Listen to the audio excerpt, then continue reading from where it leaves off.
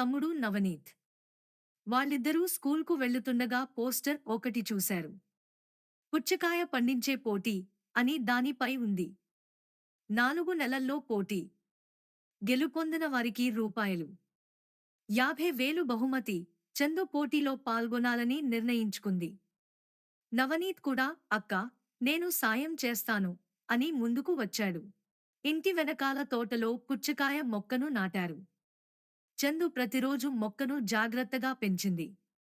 నవనీత్ కూడా చుట్టుపక్కలే ఉండి నీళ్లు పోయడంలో, కలుపు తీయడంలో సాయం చేసేవాడు.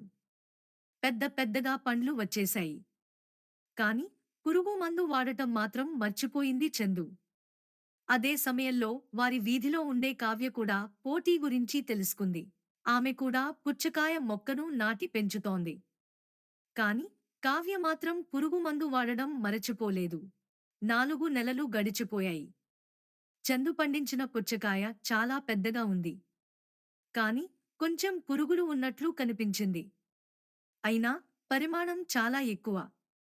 కాని కావ్య పండించిన పుచ్చకాయ చిన్నగానే ఉంది. అయితే చక్కగా, ఆరోగ్యంగా ఉంది.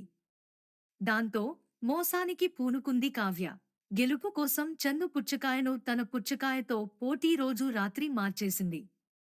పోటీ రోజు వచ్చింది. అందరూ తమ పుచ్చకాయలను తీసుకొచ్చారు.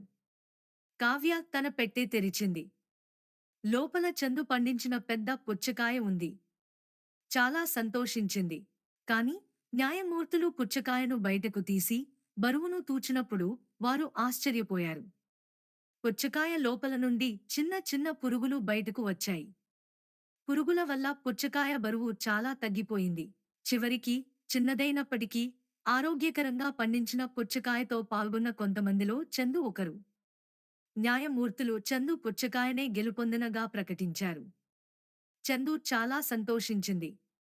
మోసం చేయకుండా కష్టపడి పండించిన పుచ్చకాయే గెలుస్తుందని తెలుసుకుంది. నవనీత్ కూడా చందు విజయానికి మురిసిపోయాడు.